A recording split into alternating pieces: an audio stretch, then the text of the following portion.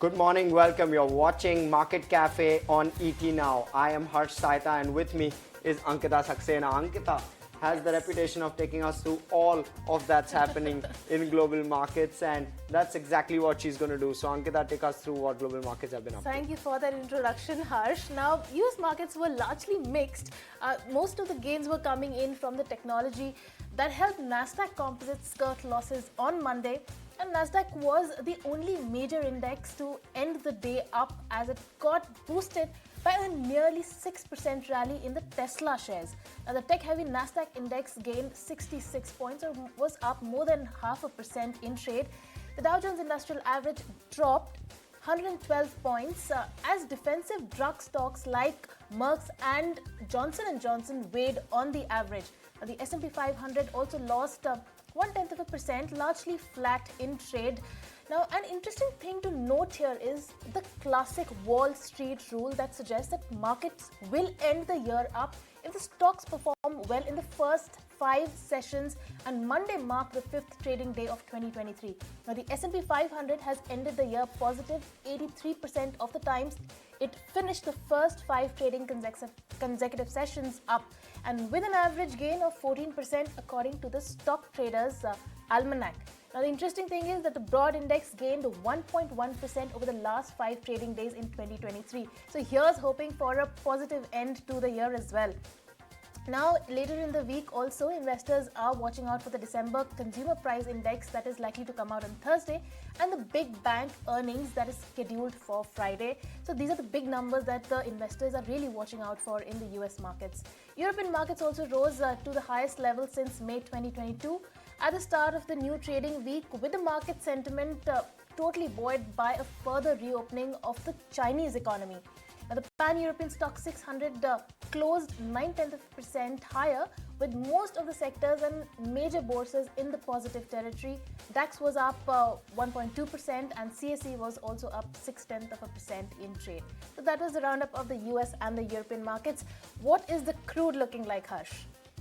Well, yes, developments on crude especially interesting at the moment given the China reopen, and that's exactly what we're looking at. We're seeing Brent just below that $80 a barrel mark, gaining over 1% over yesterday, and even your WTI crude is currently just placed below $75 an ounce. So clearly both of those are currently in the green. I mean, for the day they're currently slightly in the red, but otherwise versus yesterday they've gone up by around 1% or thereabouts, and that's, as I did say, because of China. Now, China has issued a second batch of 2023 crude import quotas, and according to sources and documents, this obviously raises the total for this year by 20% versus last year in terms of oil demand from China.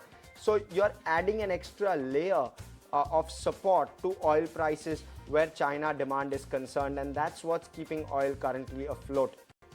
But that's where we are at the moment. We're looking at the SGX Nifty, which is currently showing marginally lower, 0.1% lower, slight negative bias, but still holding above that 18,150 mark as we speak, Ankita. All right, Harsh, thank you for that roundup. Now, let's quickly look at the events that you need to watch out for. Now, we have the Shigachi Industries have a board meeting. They're considering a fundraise. We also have your favorite KFC cheeser that is going to return on popular demands and will be available in restaurants starting today. We have Tata Motors that will complete Ford Sanand plant's acquisition. The transaction is likely to take place again today in the morning. And we also have Electronic Mart India's lock-in period, which is going to end today. So these are the events that will take place as of today's morning session. Well, moving to global news, Ankita, we've seen Rolls-Royce has sold a record number of cars in 2022. Comes as no surprise though, as demand remains strong despite recession fears. The US was the largest market overall for Rolls-Royce in 2022, accounting for nearly 35% of its global sales. The company's SUV, the Cullinan, was its bestseller in 2022, making up about half of global sales. The automaker's biggest launch of 2022 was the Spectre, of course, Rolls-Royce's first electric vehicle.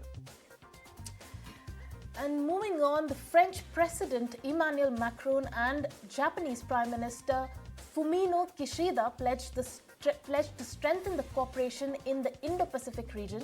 They also shared concerns over China and North Korea. Speaking to reporters in Paris, Macron and Kishida flagged challenges like security as area where they can increase cooperation. The leaders looked to a new round of joint military exercises. And sticking to geopolitics, far-right former Brazilian President Jair Bolsonaro was admitted to a hospital in Florida. This was after more than 1,500 of his supporters led the worst attack on state institutions since Brazil's return to democracy in the 1980s. Bolsonaro went to a hospital in Orlando with intestinal pain relating to a stabbing he suffered during the 2018 election campaign. And sticking with that, in a rerun of scenes from the White House, former Brazilian President Jair Bolsonaro's supporters stormed into the country's Congress, presidential palace and the Supreme Court. Now, the hardline Bolsonaro supporters had been protesting outside army bases in Brazil, called for a military intervention to stop Lula from taking power. But has Trump really put an impact on these protests? Now, how similar are they? We have ET Now answer all these questions for you. Now, in what seemed like the 6th of January 2021 attack on the US Capitol, it seemed like it was happening all over again, except this time it was taking place in Brazil. Thousands of far-right supporters of Brazil's former president Jair Bolsonaro stormed the country's Supreme Court, the Congress and the presidential palace, all of which happened on Sunday. Some reports suggesting that the former US president, Donald Trump's allies, have stoked the narratives of a stolen election in Brazil. The question is there any evidence to these claims? That's exactly what we are here to explain. The visuals that you're seeing are from the 6th of January 2021. Hundreds of protesters, and those include the far-right groups like the Proud Boys and the Oath Keepers, opposing the result of the 2020 US presidential election, attacking the US Congress. And that assault took place on the day the US senators were in a huddle in the Capitol to certify the results of the 2020 election. The election, of course, was won by the Democratic Party leader Joe Biden, the US president today. Now cut to 2023 and see for yourself how similar the scenes that you're watching on your screens, how similar they look. Only this time, the location, like I said, is Brazil.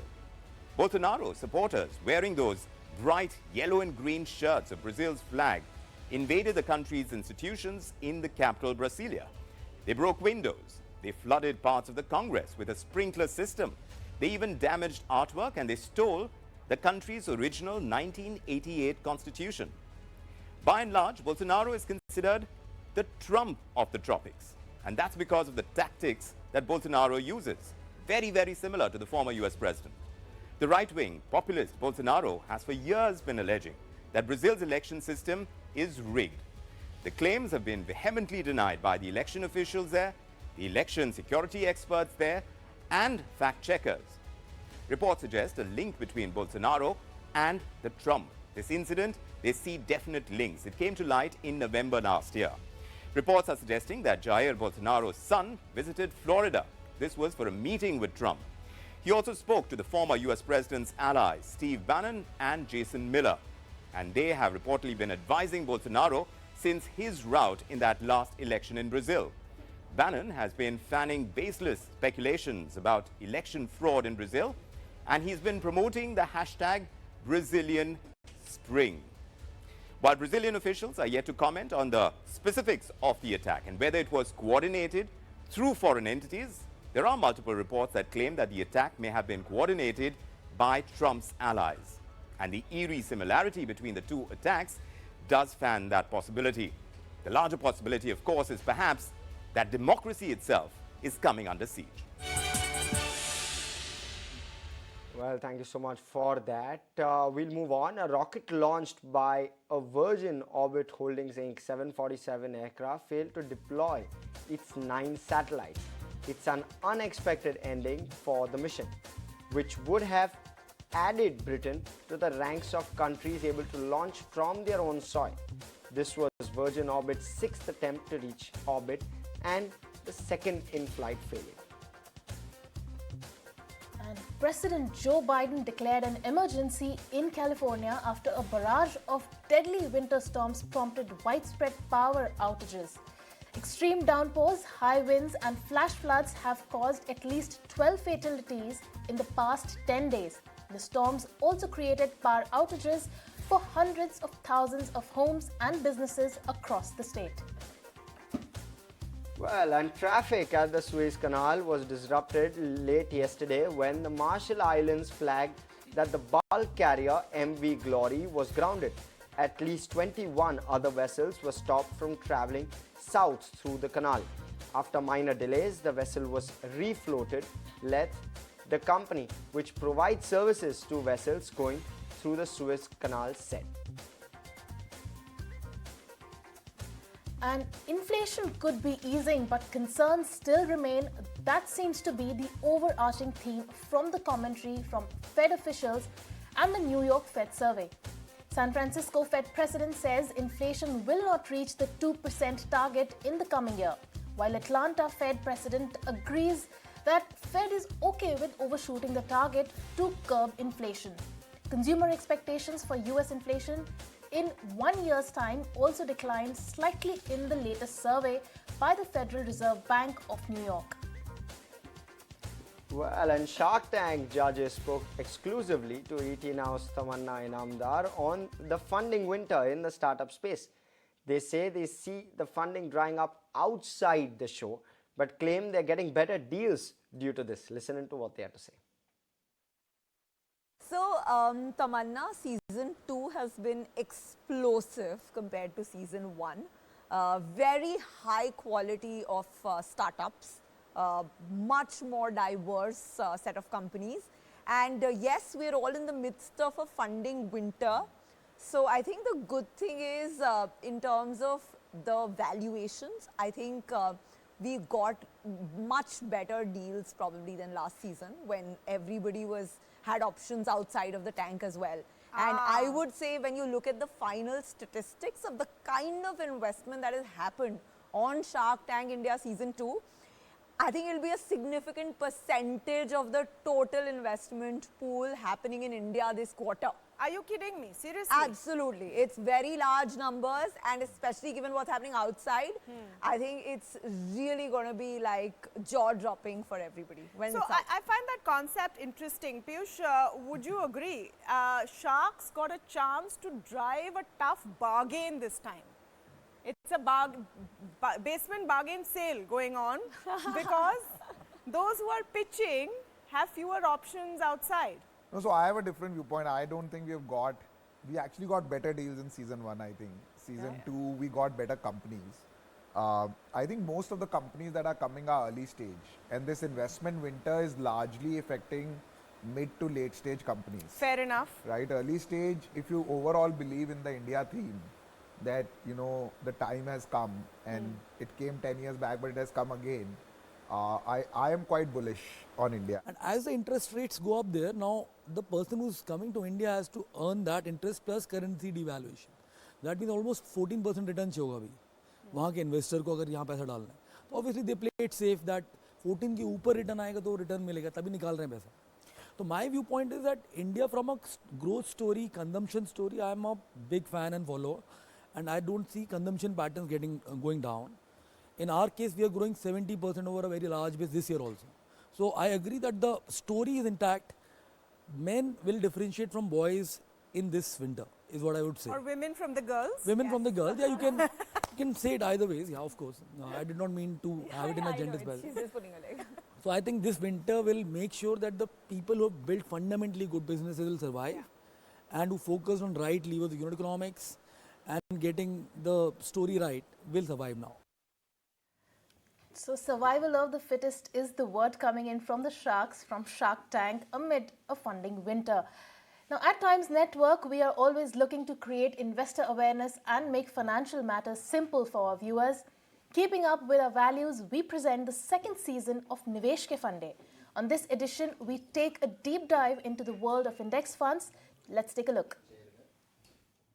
The pandemic has seen a number of Indians turn to the financial market to invest their wealth. Yes, but many have wanted to follow a passive route of investing. Absolutely. And they have been able to do so by investing in index mutual funds. But Aisha, how does one know if they are investing in an index fund or actively managed fund?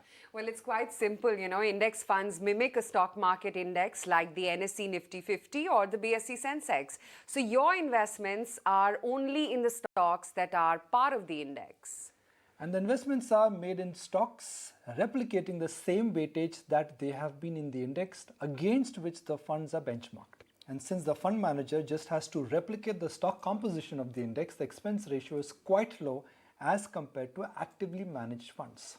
But Nikunj, while a low expense ratio is ideal, investors should also check the tracking error of the index fund before they invest in it. Yes, a low tracking error shows that index funds returns relative to its benchmark do not vary much, which is a good thing. Nikunj, another benefit of investing in index funds is that investors get access to diversification. Right, since the index fund replicates the index, diversification is built into the system. And if someone is bullish on the long-term prospects of the index, then an index fund is a very simple and easy route to stay invested towards that belief. Investors can consider adding index funds to their portfolio, but only after consulting with their financial advisor. That's all in this edition of Nivesh Ke Fande, where today we were talking about index funds. Stay tuned for more such investment insights.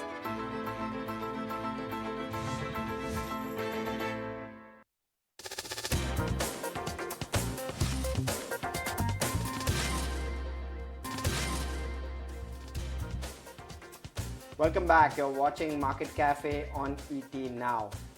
We'll switch over. The market regulator, SEBI, has just issued a circular wherein it says that trading hours could be extended in case there are tech disruptions or outages at exchanges. Also, the circular says market participants should be informed of the outages or disruptions within 15 minutes of it happening. Anurag Joshi is actually going to give us all the details. Anurag.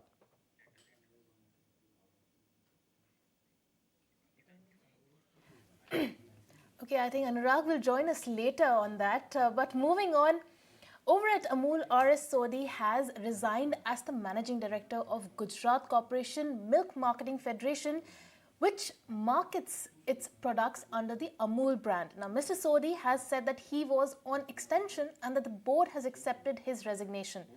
Remember, Sodhi has served as the MD since 2010 and had joined GCMMF as a sales officer more than 40 years back. He also serves as the president of the Indian Dairy Association.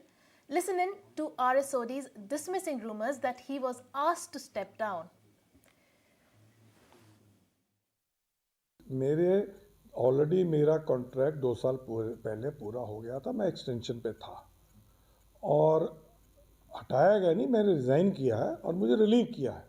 तो ये सब गलत rumours है, एकदम कोई इसमें सच्चाई नहीं है. Well, and the focus remains on IDBI and IDBI's stake, and that sale has now reached its second phase after the get-go from SEBI last week. The government is happy, as they term it, with the response for the bank. That's the word from DIPAM's secretary, Tuhin Kanta Pandey. In an exclusive chat with ET Now, he adds that the process will go through in FY24. Listen in. Now that we have received the AOIs, they will be qualified, and then the process will move to the, as I said, the second stage, which includes the fit and proper verification by the Reserve Bank of India, as well as a due diligence process under the specific non-disclosure undertaking to a virtual data room, the draft sharing of share purchase agreement, and comments and queries, looking into the different aspects of information regarding the bank, and then once the bidders are ready, go for financial bidding. In how many weeks the step 1 of phase 1, which is examining the fit and proper criteria, would be concluded?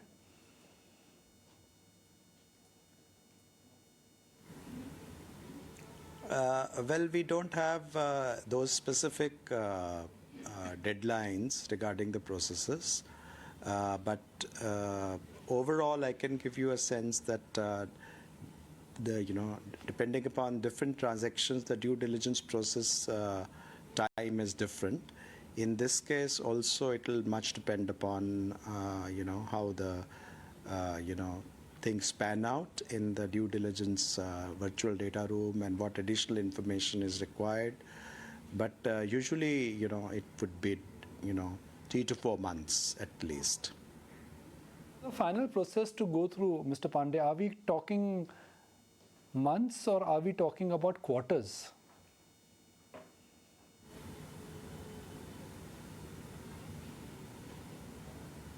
No, we're talking of months. But just to clear the air, in FY23, the phase 2 is unlikely to get completed.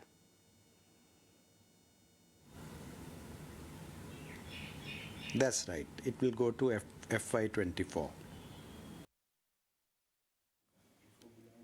Well, with that, it's time for us to slip into a short break. You don't go anywhere. There's lots more action coming up on the domestic front on the other side.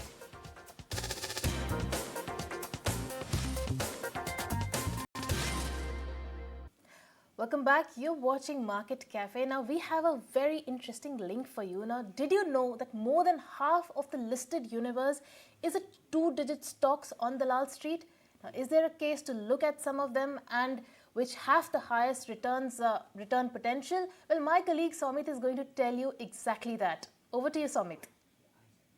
Well, on the Bloomberg terminal, if you see, there are close to 5,586 listed Indian companies on the terminal. Now, of them, the stocks that are below 100 rupees in share price, that's nearly 49% of the 5,586, that is 2,727. Now, we have done a further breakup on this on the market capitalization front. Now, if you see, companies that have a market capitalization of less than 1,000 crore rupees and a double digit, there's nearly 2,553. So, major chunk of the stocks that are double digit are below the 1,000 crore market capitalization. Now, 1,000 to 2,000 crore, there are only 71 companies. In the range of 2,000 to 3,000 crore market cap bracket, there are only 22 companies. Then there are 14 companies that come under the market capitalization of 3,000 to 4,000 crore rupees, and around 8 companies when it comes to the market capitalization bracket of 4,000 to 5,000. And more than 5,000 crore market capitalization, there are nearly 59 companies that are trading below the 100 rupees share price. Now, we have further analyzed a few stocks that could give the highest return potential over the next 12 months, but we have used 2 filters. Firstly, more than 5,000 crore market capitalization, and the second filter is there are more than 5 analysts tracking that company. Now, there is Zomato, which is expected to give a return of nearly 54% over the next 12 months. Then there is Lemon Tree, CSC, NHPC and Motherson Sumi Wiring, which are expected to give a return of close to 24 to 37% over the next 12 months. Now, we have also looked at the companies that are trading below the 5,000 crore market capitalization, and we have Arvind here, which is expected to give a return of nearly 63% over the next 12 months. Then there is Ashoka Buildcon, which is expected to give a return of close to 46%, and then there is Gujarat Pipavav, SpiceJet and Gateway Distriparks, which are expected to give a return of close to 20 to 39% over the next 12 months. Well, great perspective, Somi. Thank you so much for that. And quickly switching over, at Times Network, we're always looking to create investor awareness and make financial matters simpler for our viewers. Keep up with our values. We present the second season of Nivesh Ke Fund Day. On this edition, we discuss the different kinds of risks involved in mutual fund investing. Listen in. Welcome to another edition of Nivesh Ke Fund Day. Avan, whenever we invest our hard-earned money, we always analyze the risk versus the return. Absolutely. Every investment avenue has some risk involved. It's just about knowing the level of risk and whether one's actually comfortable with that. So today, let's talk about the risks involved in mutual fund investing. While they do provide a plethora of assets to invest in, what are some of the key risks that mutual funds carry? Well, firstly, it's important to note that mutual funds do not guarantee or assure returns. This is because some of the risks that they are subject to are market risks. Equity mutual funds are investing in stock markets, and the markets are inherently volatile. So inadvertently, mutual funds also face the risk of being impacted by market turmoil. Another risk is concentration risk. When most of an investor's portfolio is concentrated in a particular sector, if anything impacts that sector, it will adversely impact the investor's portfolio. That's why it's very important to diversify one's financial portfolio and not have all of one's eggs in one basket. Another important risk that mutual funds face is the interest rate risk. When interest rates increase, debt mutual funds usually get impacted negatively. Then there is, of course, the liquidity risk. If, due to some reason, a financial asset is no longer easy to sell as before, it reduces liquidity of that particular asset and realization of fair price becomes less likely. And further, there's also the credit risk, which is when the mutual fund scheme has invested in a fixed income security and there's a default by the borrower or a downgrade in its ratings. These are some of the main risks associated with mutual funds. But we must always remember that the great investor Warren Buffett says about managing risks. Yes, he famously did say that risk comes from not knowing what you're doing. So it's important to know all the risks and then invest. That's all in this edition of Nivesh Ke Funde. See you next time.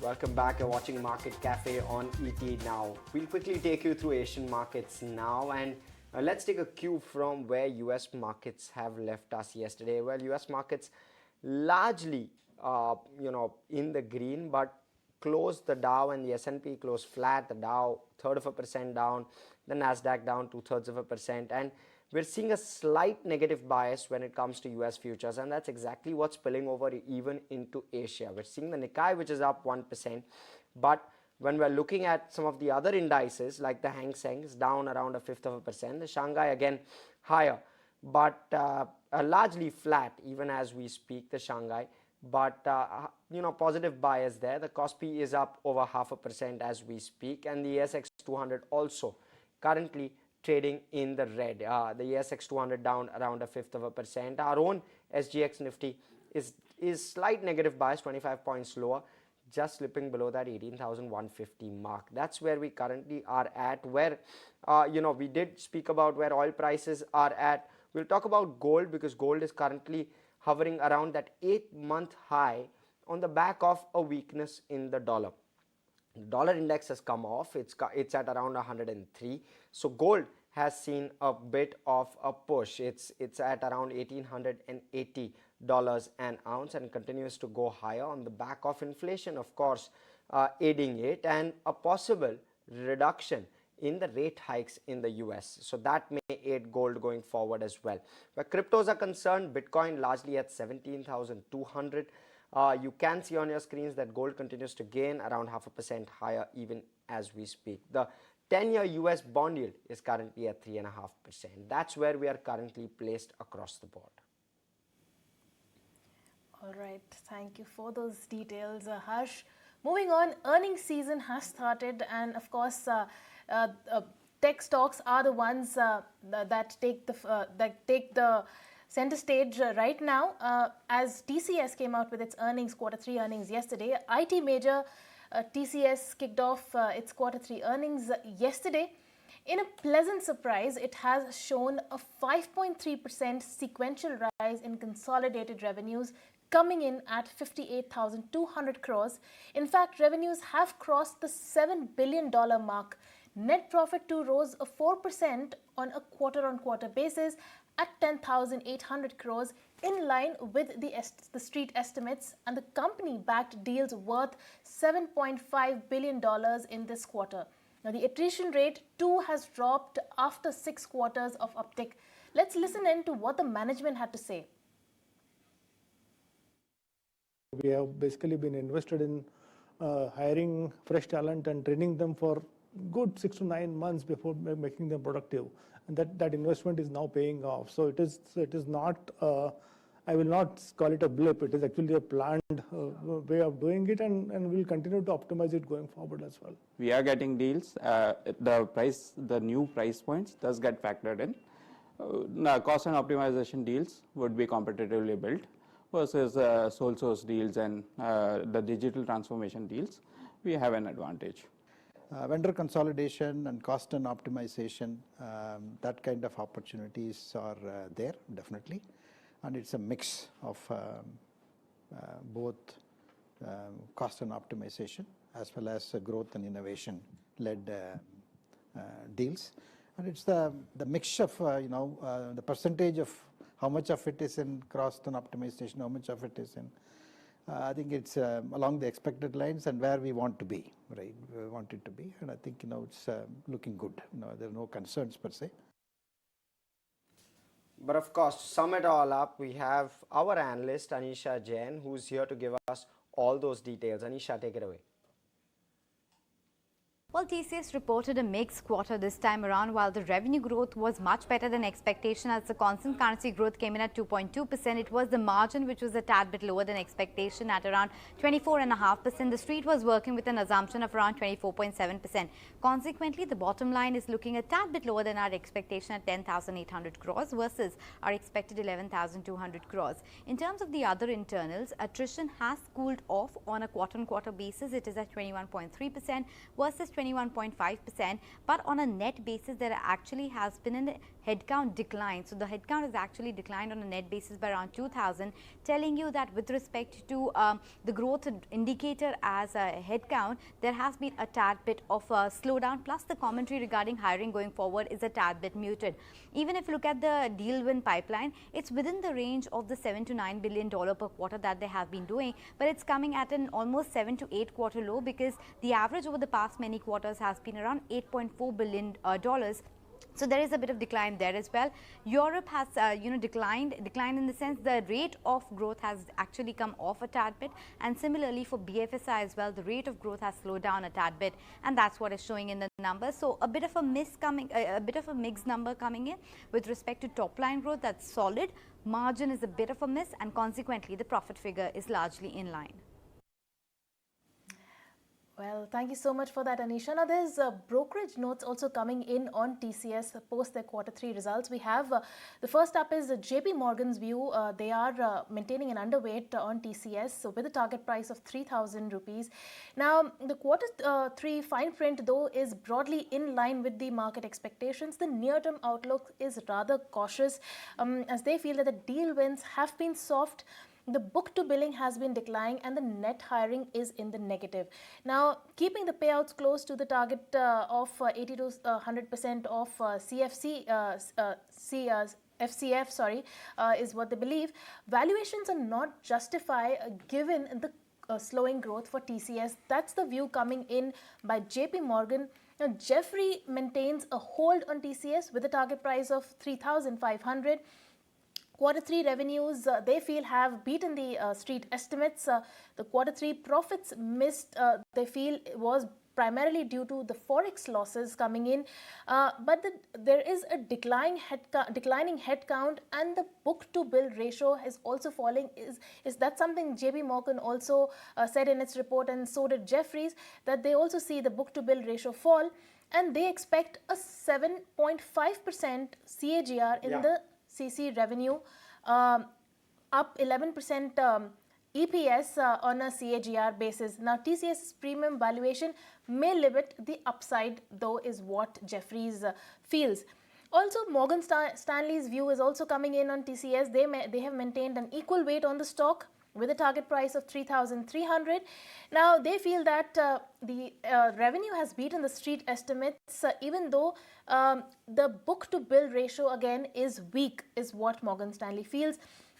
Now, they feel that the performance and the balanced commentary is still something that came in from the management, is still affirming some sort of an optimism in the stock. They, however, see that the positives and the negatives will be, they're likely to balance each other out in the near future, and hence they maintain an equal weight on the TCS stock. So that's the view coming in from all the top brokerages on TCS. Well, thanks for that, Ankita. We'll stick to TCS. We spoke with market experts Ajay Baga and Mitul Shah to get their perspective on the IT sector and the outlook for the upcoming year as well. Listen in to what they had to say. I think another 2 quarters we'll let it pass and then look at entry. Right now, it would be wiser to pass the sector. It's very clear from the last year's underperformance that the global headwinds were impacting the Indian IT companies as well, and the attrition rates. Any company today we are seeing 21% attrition rates, and others have shown 30% even. So that kind of exodus of talent out of any company would be watched with a lot of trepidation by analysts. Because of this high level of uncertainty in various geographies, these global tech companies are not in a spree of new orderings and increasing or ramp up in the deals.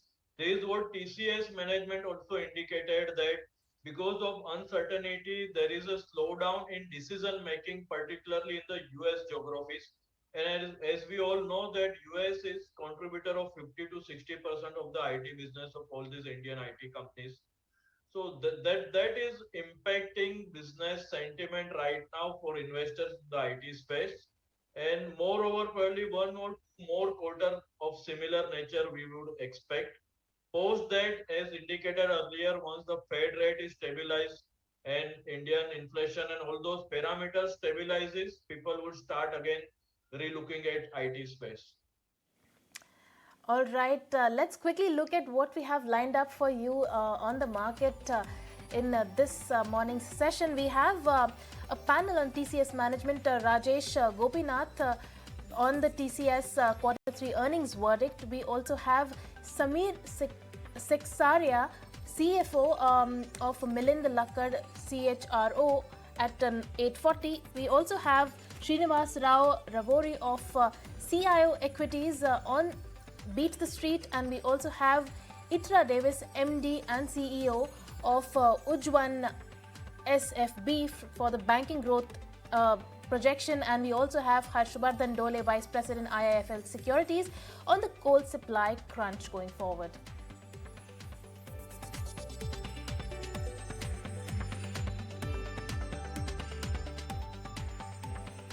Well, a pack line up there for you going forward, but we'll quickly go to Lisa on the latest stocks in news and what to watch out for in trade today. Lisa, take it away.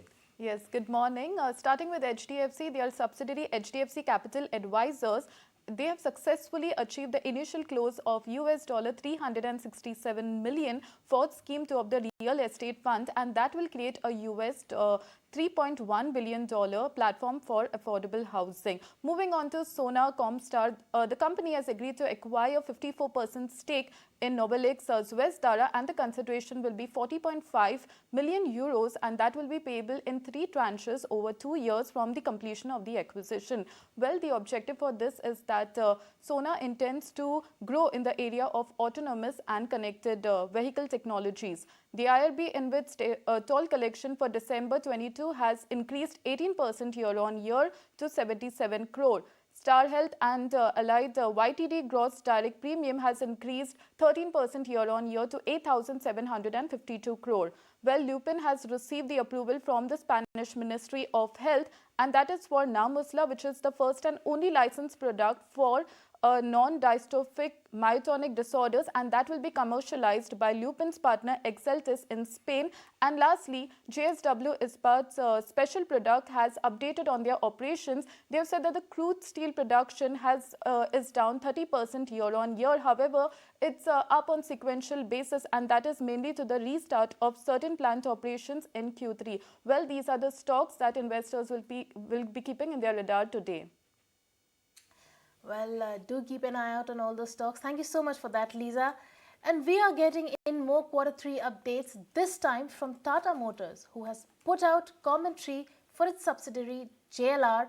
Tata Motors is seeing a strong order book. Alongside, they see an uptick in wholesale numbers on the back of improving chip supply. My colleague Shrishti Sharma is here with all those details. Well, yes, Tata Motors JLR has come up with its Q3 sales update, and the numbers look to be decent this time around, considering the fact that because of the improvement in their chip shortage situation, a good growth in their wholesales number is what we are witnessing. This time around, on a sequential basis and on a yearly basis, a growth is being seen on an wholesales data. The company clocked in a sales of 79,591 units, a growth of 6% sequentially and a jump of 15% on a YY basis. Particularly in geographies like North America, UK as well as overseas, a jump has been seen, but China sales has been declined around 10% on the back of COVID restriction. But other than that, if we look at their retail sales data, then a mixed set of numbers coming in, because in Q3 the retail sales were at 84,827 units. That's a jump of almost 6% on a YY basis, but a decline of 4% on a sequential basis. And the timing mismatch between the wholesales and the retails is something that the company is spotting. Coming to their order book, a jump of 10,000 units on a sequential basis. Yet again, a record number at 2.15 lakhs of units is what the company has clocked in. Strong demand for some of their newer models. But lastly, touching on the financials, this time around they say that the free cash flow is likely to be over 400 million pounds. That's a positive number that the company is expecting this time around, because do remember in Q3 they were almost break even when it comes to their cash flow levels. Well, thanks so much for that, Srishti. We'll keep an eye out on Tata Motors as well in trade today. But with that, we're completely out of time in this edition of Market Cafe. From Ankita, myself, and the whole team that puts the show together, thanks so much for watching.